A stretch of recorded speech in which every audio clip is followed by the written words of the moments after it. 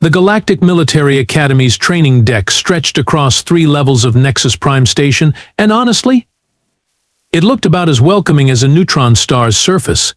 Cold metal floors, harsh lighting that could blind a Zephyrian, and the constant hum of artificial gravity generators that made everyone's scales itch. Instructor Krex'tal surveyed his latest batch of cadets with the enthusiasm of someone examining week-old space rations. His emerald scales caught the overhead lights as he paced, each step deliberate, calculated. The other instructors whispered that Krex'tal could break a cadet's spirit faster than a hyperdrive malfunction, and frankly, he took that as a compliment. "Welcome to advanced combat training," Krex'tal announced, his voice carrying the warmth of a frozen asteroid. "I am Instructor Krex'tal, and for the next 6 months, I will determine whether you possess even the slightest hint of military potential." The cadet lineup resembled a bizarre zoo exhibit. Pip, a feathered Zephyrian, preened nervously while trying to look intimidating. Blorg, whose species descended from mollusks, left a barely visible slime trail wherever he shifted his weight. Then there were the Krex'talians, the hegemony warriors, the plasma-born Nexari, and tucked somewhere in the middle, looking remarkably unremarkable, stood Maya Torres. Human. Krex'tal's inner eyelids flicked with disdain. Humans. The galaxy's newest members barely crawled out of their single-planet sandbox, and somehow the Council thought they deserved spots in the Academy. Ridiculous. These soft-skinned bipeds came from a backwater world with laughably low gravity, primitive technology, and apparently zero natural advantages. "Let me be crystal clear," Krex'tal continued, his gaze lingering on Maya with obvious contempt. "This academy has standards. We train the elite warriors of 17 different species. We forge weapons from the finest genetic stock the galaxy has to offer." Pip's feathers ruffled with pride. Blorg's tentacles wiggled approvingly. "Some of you," and here Krex'tal's voice dripped with barely concealed mockery, "come from worlds that have contributed centuries of military excellence to our alliance. Others," his yellow eyes fixed directly on Maya, "others are here because of political correctness and diplomatic necessity." Maya Torres stood perfectly still, her expression unreadable. No defensive posturing, no angry retorts, no visible reaction whatsoever. Which, to Krex'tal's reptilian brain, only confirmed his suspicions. Humans were clearly too primitive to even recognize an insult when they heard one. Perfect. This would be easier than he thought. The other cadets exchanged glances, some sympathetic, others relieved they weren't the target. But Maya simply maintained her stance, hands clasped behind her back, staring straight ahead with the kind of patience that could outlast a stellar formation. Krex'tal smiled, revealing rows of perfectly sharp teeth. Today was going to be fun. The zero-gravity combat chamber activated with a mechanical whir that would have been ominous if anyone cared about atmosphere. Krex'tal watched with satisfaction as artificial gravity cut out, sending several cadets into embarrassing tumbles. Pip's wings flapped uselessly as he spun in circles, while Blorg's mucus secretions formed disgusting floating globules. Maya Torres, however, simply pushed off the nearest wall and oriented herself with minimal effort. Interesting, but not impressive enough to change Krex'tal's opinion. "Today's exercise is simple," Krex'tal announced, his own magnetic boots keeping him anchored to the chamber floor. "Navigate the obstacle course while engaging multiple targets. Standard military protocol." He paused, savoring the moment. "Torres, you're first." The obstacle course materialized from the chamber walls, a nightmare of spinning barriers, plasma targets, and zero-G momentum traps that would challenge even experienced hegemony warriors. Krex'tal had deliberately selected the level 9 configuration. Most species needed months to master level 5. Instructor, Pip chirped nervously, "Isn't level 9 a bit excessive for first-day cadets?" "Quiet, Featherbrain," Krex'tal snapped. "Unless you're volunteering to go first instead?" Pip's beak snapped shut with an audible click. Maya examined the course with those unsettling human eyes, taking in every detail without apparent concern. No trembling, no protests, no requests for clarification.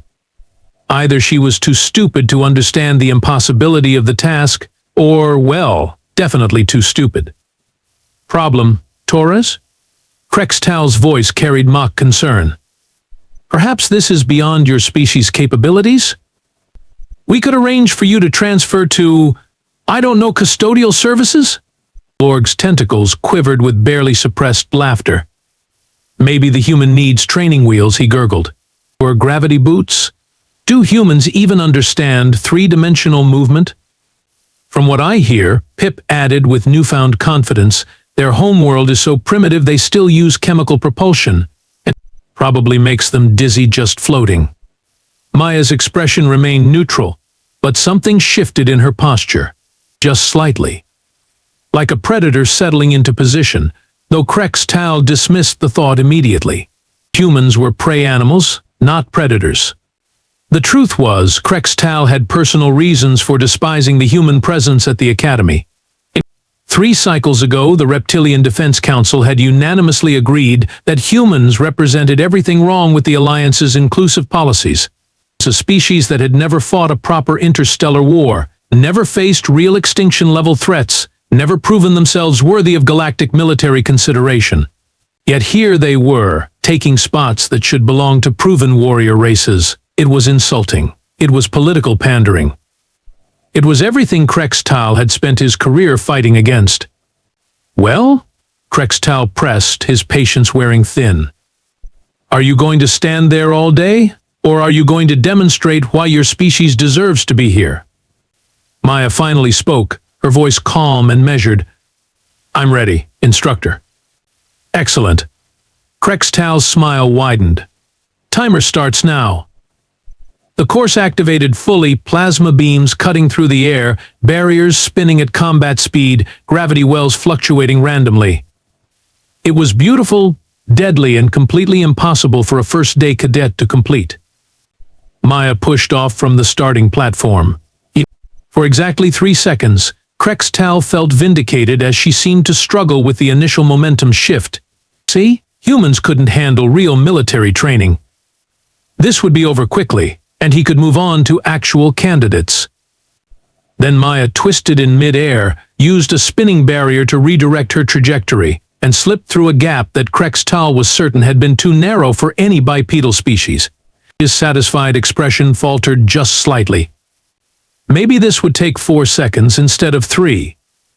What happened next defied every logical assumption Krex'tal had made about human capabilities. Maya didn't just complete the course, she flowed through it like liquid mercury. Every movement precise, every trajectory calculated, every obstacle turned into an advantage. She finished in 2 minutes and 37 seconds. The Academy record for Level 9 was 2 minutes and 41 seconds, held by a hegemony champion with cybernetic enhancements.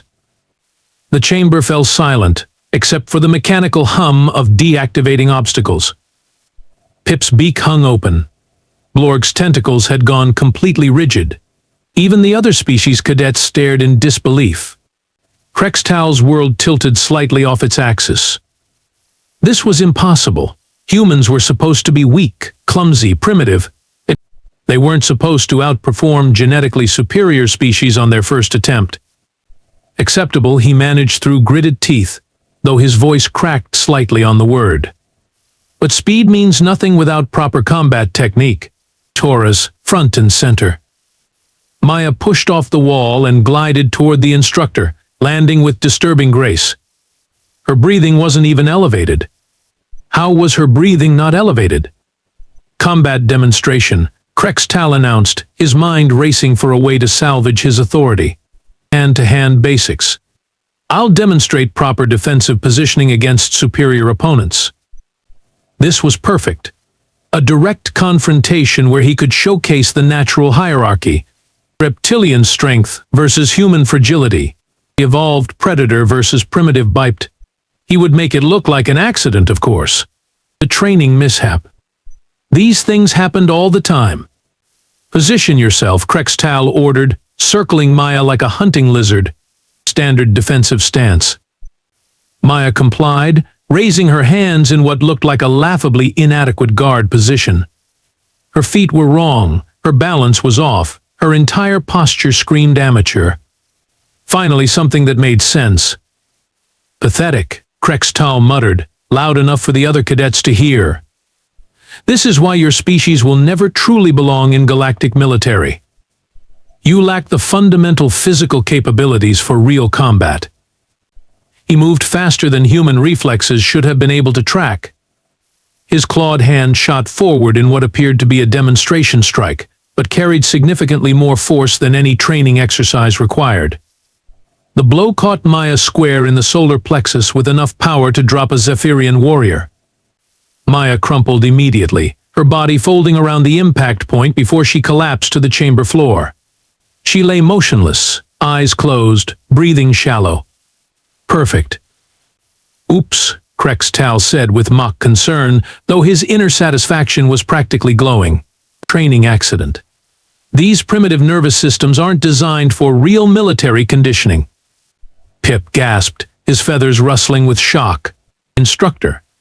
That looked like a full power strike. Nonsense. Krex'tal replied smoothly. I barely touched her. If human physiology can't handle basic training demonstrations, perhaps they should reconsider their career paths.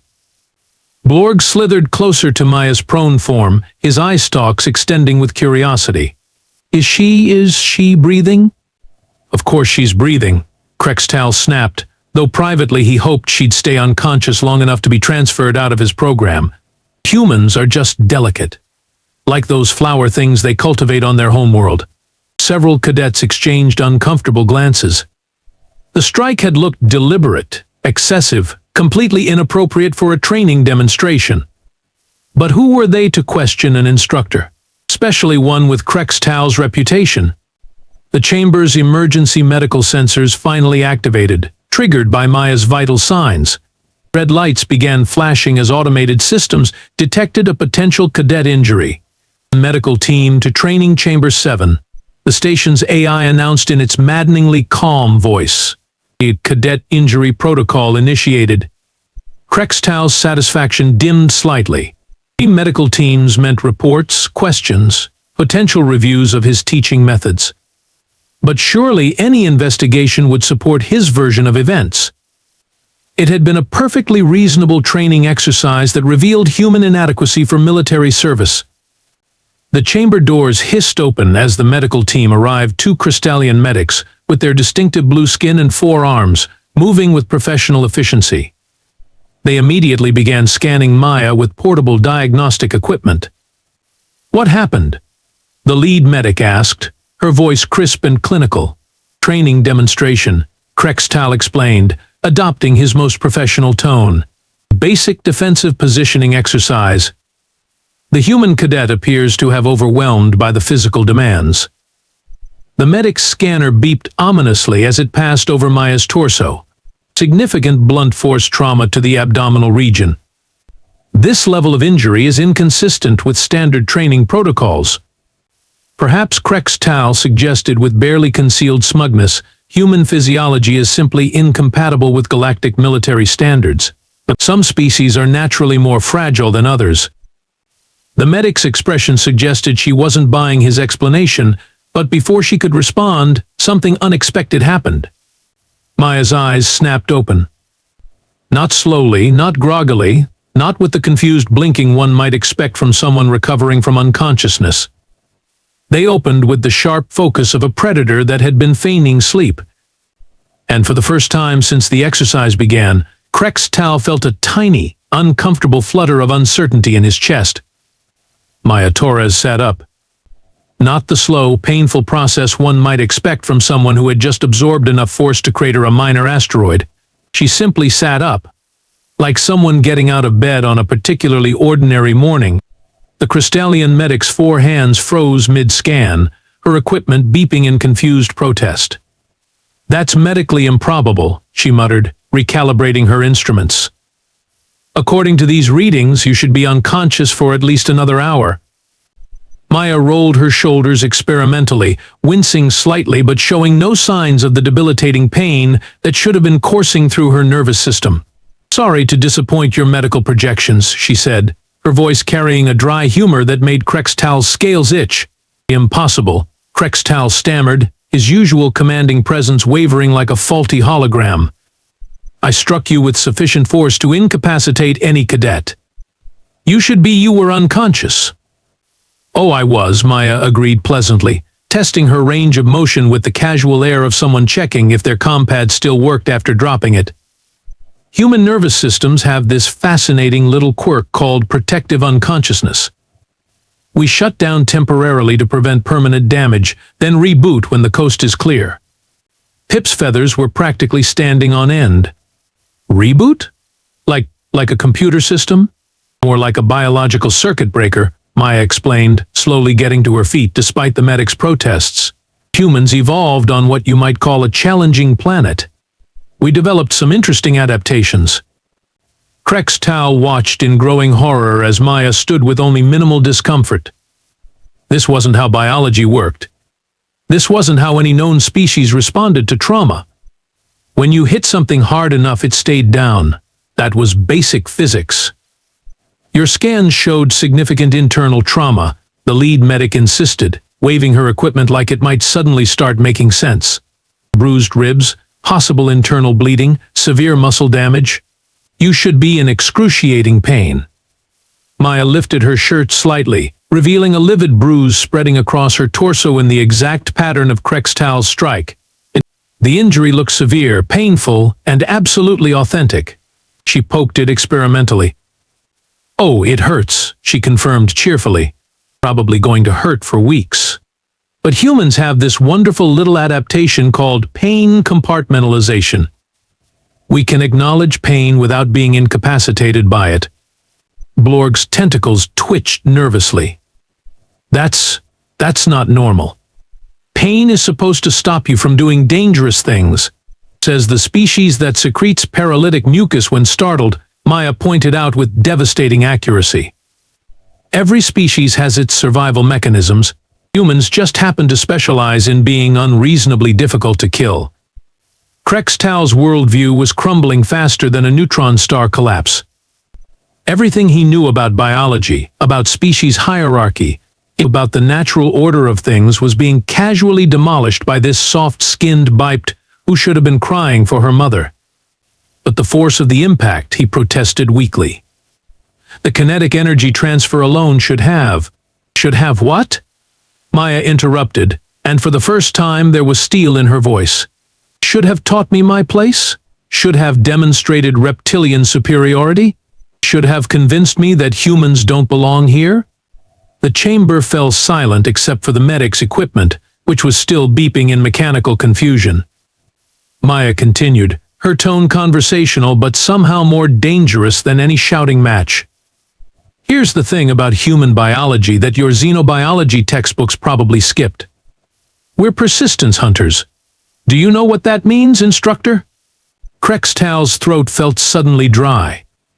It means we evolved to chase our prey until it collapsed from exhaustion.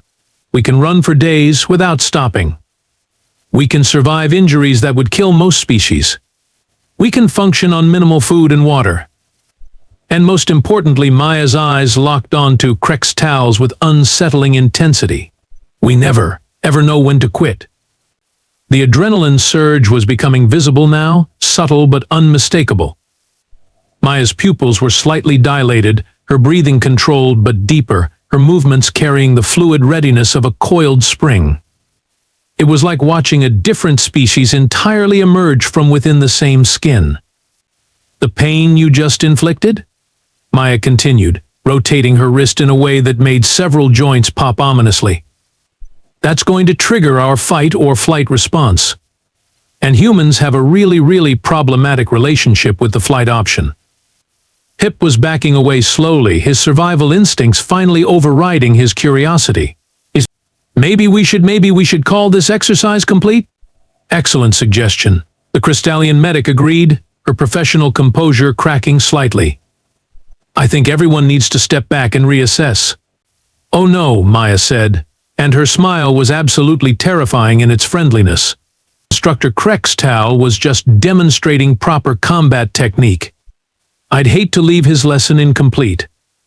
Krex'tal was beginning to understand why the Alliance had accepted humans despite their apparent primitiveness. It wasn't political correctness or diplomatic necessity.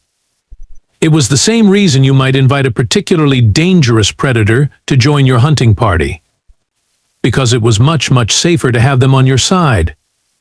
Maya took a step toward him, moving with the easy confidence of someone who had just realized she held all the cards. Now then, Instructor, shall we continue the demonstration? What happened next took exactly 0.7 seconds. Krex'tal, in his vast reptilian wisdom, decided that the best response to a clearly dangerous human was to reassert dominance through superior physical intimidation. He drew himself up to his full height, scales bristling with aggressive display patterns, and raised his clawed hand in what he imagined was a threatening gesture. "You dare challenge me, primitive?" he hissed, his voice carrying all the menace of a predator who had never encountered anything that could fight back. "I will show you the consequences of—" Maya moved. Human reflexes, it turned out, were a subject that galactic xenobiology had catastrophically underestimated. Most species had evolved on worlds where threats were large, visible, and approached with reasonable warning. Humans had evolved dodging things like snakes, which struck faster than most neural systems could process. Maya's response wasn't a wild swing or desperate lunge. It was surgical precision wrapped in devastating efficiency. She stepped inside Krex'tal's reach, rotated her body with textbook leverage mechanics, and drove her elbow upward in a strike that would have made a Terran combat instructor weep with pride. The impact caught Krex'tal's facial ridge at the exact structural weak point where his skull plates converged. The sound was remarkably similar to a ceramic plate shattering, if ceramic plates could scream in agony. Krex'tal's world exploded into stars, pain, and the disturbing realization that gravity still worked even when your brain was rebooting. He hit the chamber floor with all the grace of a malfunctioning cargo shuttle. "Sweet merciful void," Pip whispered, his voice barely audible above the ringing in Krex'tal's ears. Did a human just? Broke his face, Blorg finished, his tentacles recoiling so far they were practically inverting. She broke his actual face. Maya stood over Krex'tal's prone form, breathing slightly elevated but otherwise appearing remarkably composed for someone who had just demolished a superior officer. She examined her elbow with clinical interest, noting a small scrape where it had connected with Krex'tal's unfortunate cranium. She mused aloud. Human bones are denser than expected. It barely hurt. Krex'tal tried to speak but discovered that his jaw wasn't responding to commands. Everything from his snout to his left eye socket felt like it had been rearranged by a particularly vindictive engineer. Through his blurred vision, he could see Maya crouching beside him with what appeared to be genuine concern. "Oh good, you're still conscious," she said pleasantly. "I was worried I might have miscalculated the force.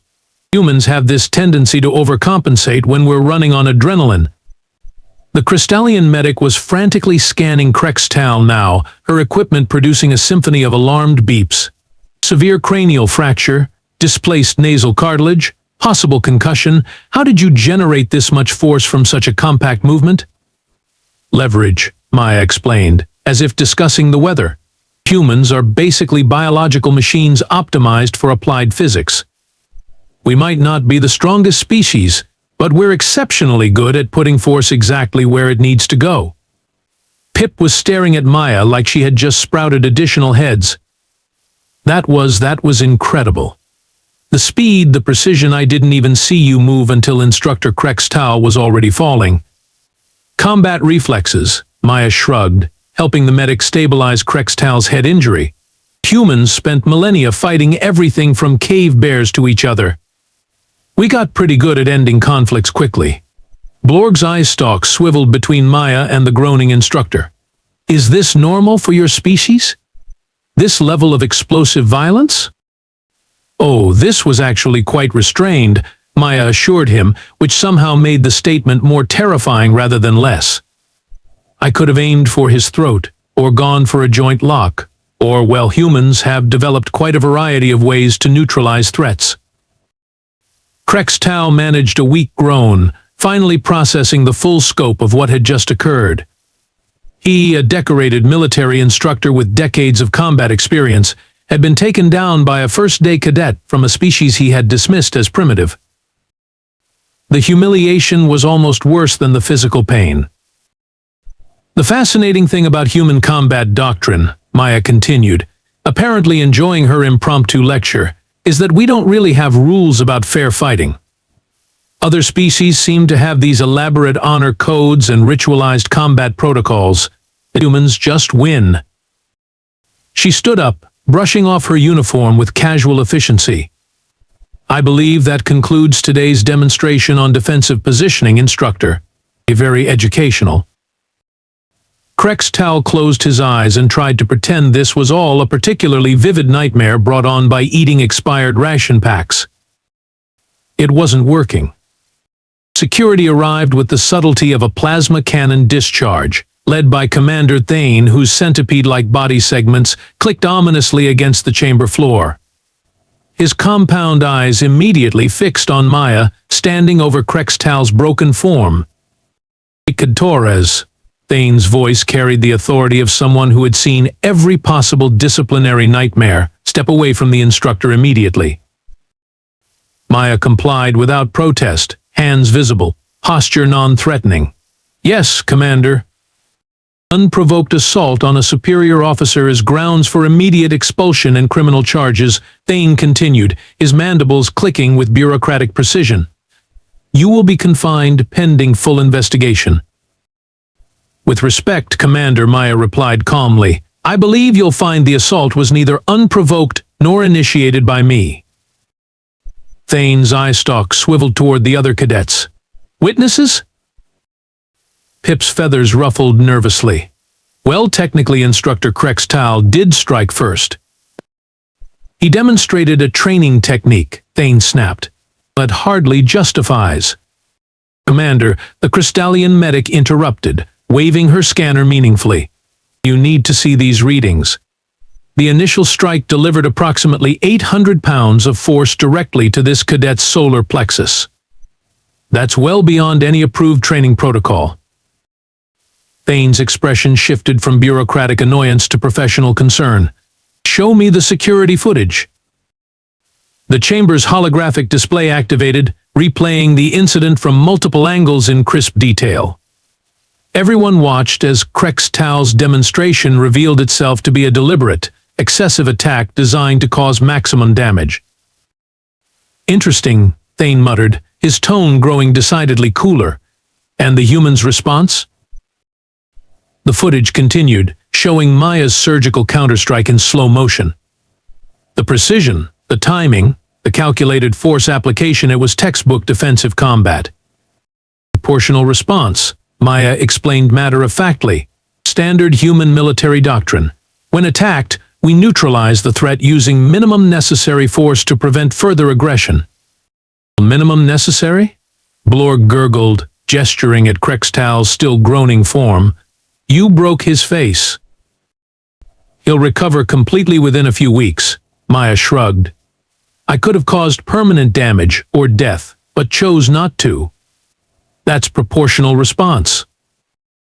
Commander Thane studied the footage again, his expression unreadable.